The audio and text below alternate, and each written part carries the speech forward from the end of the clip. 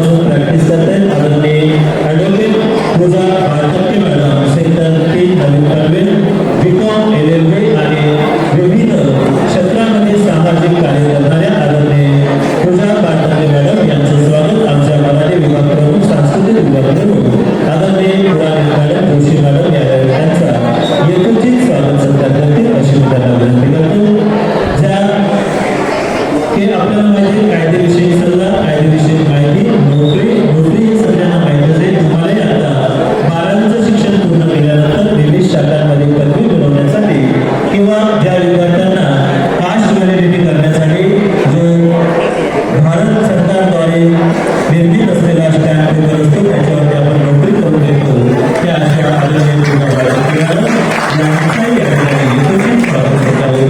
धन्यवाद. मी सर्व मान्यवरांना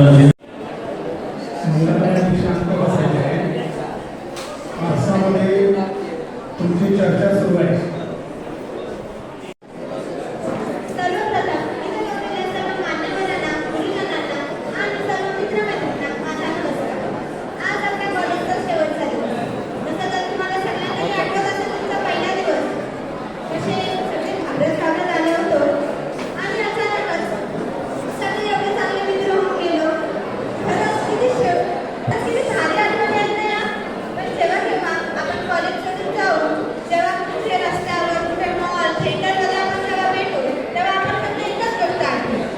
शिक्षक यायच्या अगोदर 15 सेकंदात आठवड्यावर काय करतात एक काही फक्त मागे होतं. त्यानंतर आमचा तो खूप वेगळा होता. म्हणजे आमचे मित्र खूप विचित्र होते. प्रत्येकाने प्रत्येकाची नावं वगैरे ठेवली होती. प्रत्येकाच्या आठवणी होत्या. तर आमच्या वर्गातल्या काही मुलांची नावं वेगवेगळी नावं होती. जसे की अंडा आयली किंवा कावला पोपट अशी वेगळी नावं ठेवली होती. पण ही नावं जरी हसमध्ये वेगळं असेल पण जरी आधी नावं इथे संपणार आहे इथून पुढे कोणी कोणाला या नाव घालणार नाही.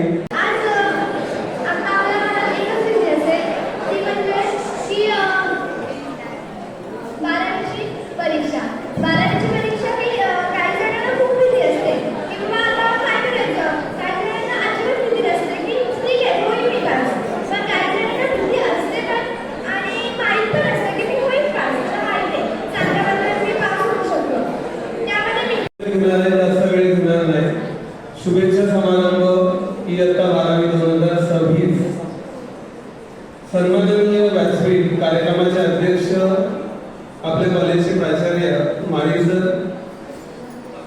स्टेजवर उपस्थित असलेले विधी तज्ञ पौर्णिमा मॅडम आणि सुधा मॅडम, ज्युनियर कॉलेजचे उपप्राचार्य श्रीयुत महाजन सर, माझे सर्व सहकारी प्राध्यापक मित्र आणि मैत्रिणी आणि सर्व माझे विद्यार्थी मित्र आणि विद्यार्थी मैत्रिणी. पहा, 12वीची परीक्षा म्हणजे आपल्या जीवनाला एक वेगळं वळण देणारी परीक्षा. वर्षभर अभ्यास केलाय, प्राध्यापकांनी तुम्हाला चांगलं मार्गदर्शन केलंय आणि शेवटचे 23 दिवस तुमच्याकडे बाकी आहेत.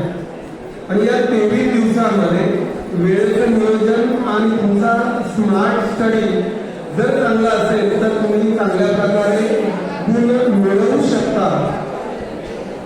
सायन्सचे जे विद्यार्थी आहेत वेगवेगळ्या कॉम्पिटेटिव्ह एक्झाम देणार आहेत, उदाहरणार्थ जेई असेल, नीट असेल, सीईटी असेल, या परीक्षांमध्ये त्यांनी टॉपर स्कोर करून आपल्या कॉलेजचं जे नाव आहे ते रोशन करावं.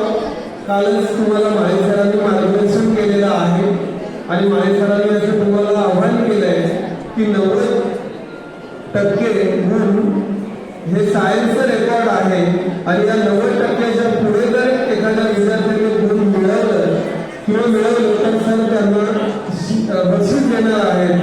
तर मी आर्ट्स, कॉमर्स, सायन्स या सर्व विद्यार्थ्यांना परीक्षेबद्दल आमच्या सर्वांच्या वतीने शुभेच्छा देतो आणि त्यांनी त्यांच्या लाईफमध्ये पुढे चांगलं सक्सेस मिळवावं अशा शुभेच्छा देऊन माझे 2 शब्द थांबवतो. धन्यवाद. हॅलो, आवाज येते सर्वांना? अपेक्षा आहे सर्वजण शांत बसा. फक्त 2 मिनिटं येणार आहे. कान लावू शकता. 2 मिनिटात इम्पॉर्टंट इंस्ट्रक्शन देणार आहे. फक्त 2 मिनिटं. Good morning all of you. आवाज नाही आला. आपल्या प्रिन्सिपल नेहमी म्हणतात काय बोलायचं? आवाज कसा पाहिजे? Good morning all of you.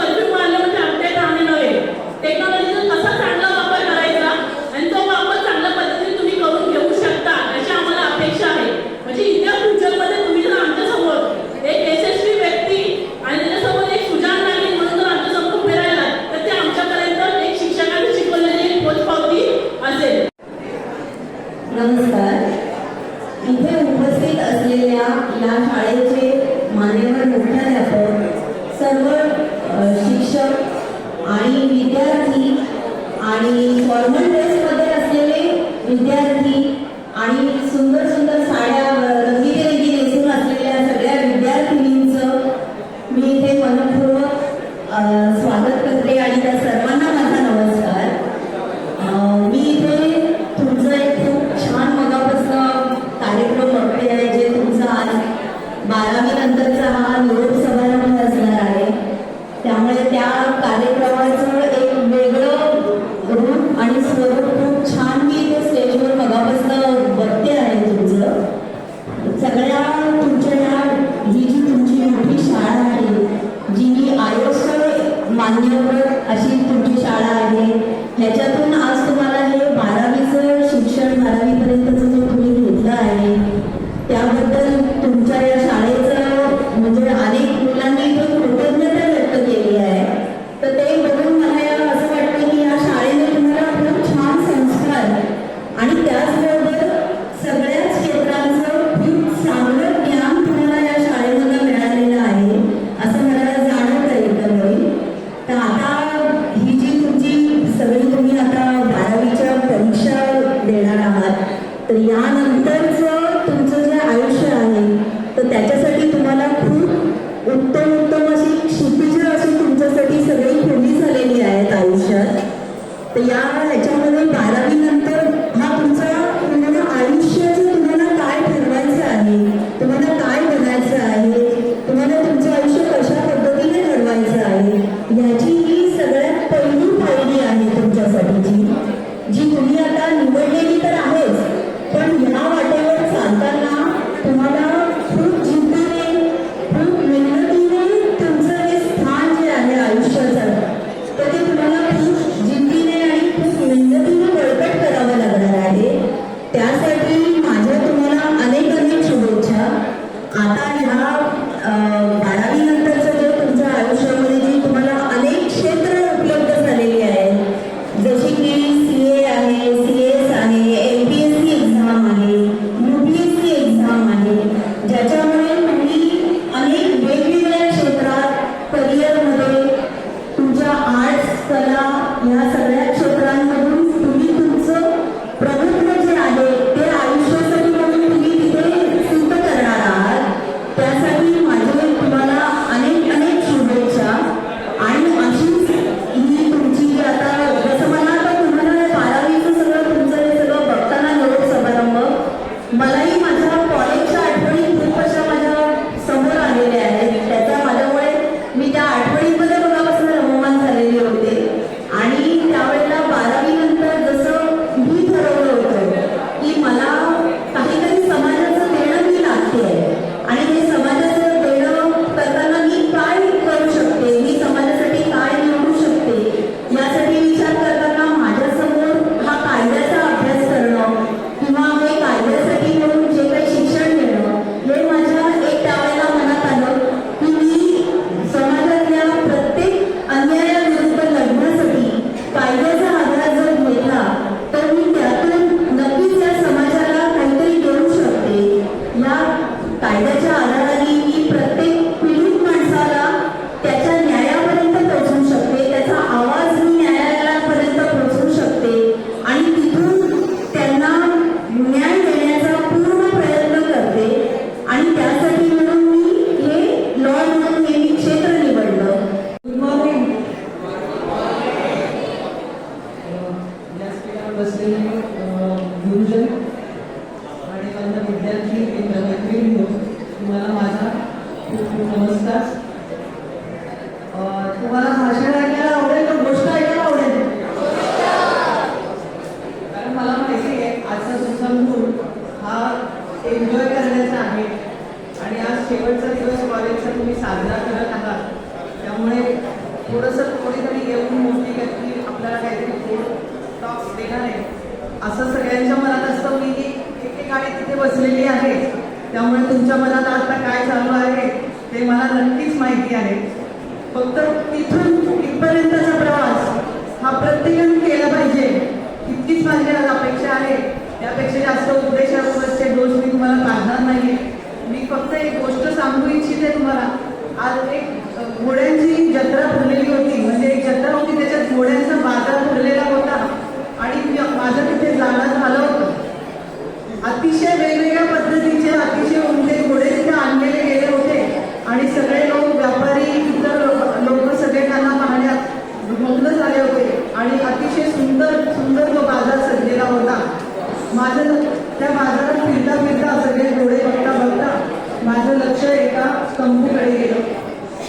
त्या बाजारात एक तंबू बांधलेला होता आणि असं सांगितलं जात होतं की त्याच्यामध्ये सुद्धा एक घोडा ठेवलेला आहे.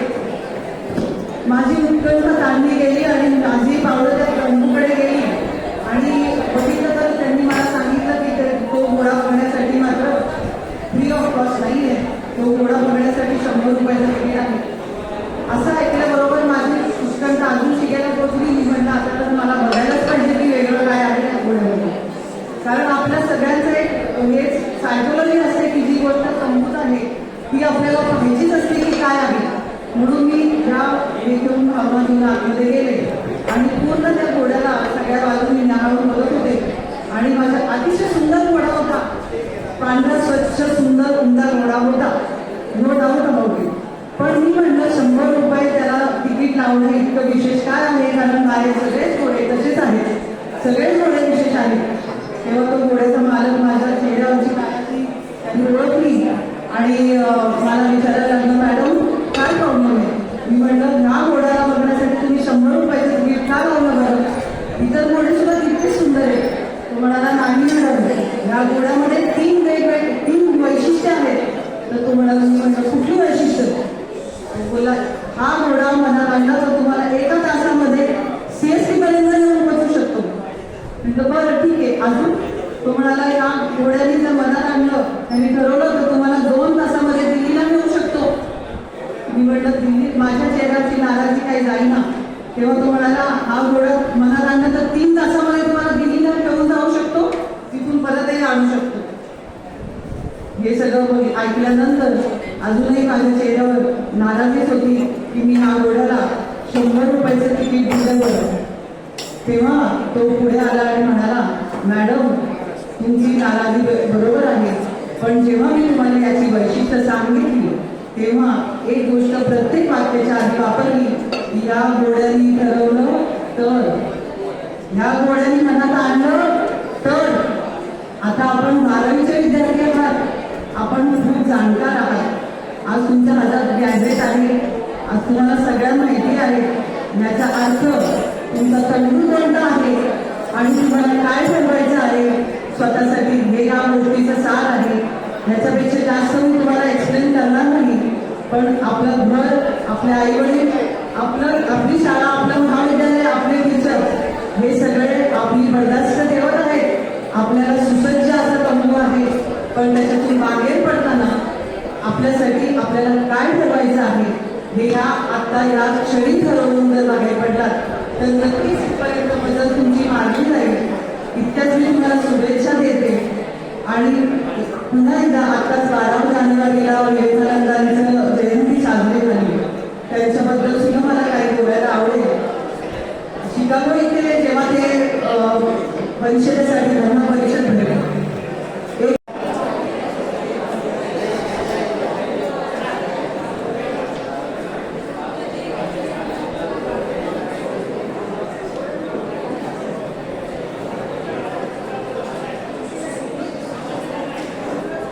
विद्यार्थी मित्र सर्वांना गुड मॉर्निंग. गेली का हवा? हवा गेली? Good morning. आता कुठेतरी पूजामध्ये हवा आली असं वाटायला लागलेलं आहे. आज आपण सर्वजण या ठिकाणी 12वीच्या शुभेच्छा कार्यक्रमाच्या निमित्ताने जमलेलो आहोत आणि या कार्यक्रमासाठी खास करून असे 2 पाहुणे आपल्याकडे आलेले आहेत. दोघंही विधितज्ञ आहेत, समाजाचं काम करत आहेत, न्याय मिळवून देण्याचं काम करत आहेत. अशा आदरणीय सुधार मॅडम आणि बायकटी मॅडम खरं तर गेल्या 3-4 दिवसापूर्वी ते आले होते की तुमच्या मुलांशी बोलायचं आहे, तेव्हा येऊन बोलून आला नाही. मग आम्ही म्हणालो की 17 तारखेला 12वीच्या विद्यार्थ्यांचा सैलाप आहे, शुभेच्छा कार्यक्रम आहे आणि त्या कार्यक्रमाला आपण यावं आणि त्या विनंतीला मान देऊन त्या या ठिकाणी आले. त्यांच्यासाठी जोरदार टाळ्या उमटवल्या. ज्युनियर कॉलेजचे माजी सहकारी उपप्राचार्य आदरणीय महाजन सर, सायन्स विभागाचे एचओडी आदरणीय गायक सर, कॉमर्स विभागाचे एचओडी आदरणीय पायगोडे सर आणि आर्ट्स विभागाचे एचओडी आदरणीय मामले सर, सर्व विषय प्राध्यापक वृंद आणि विद्यार्थी मित्रांनो,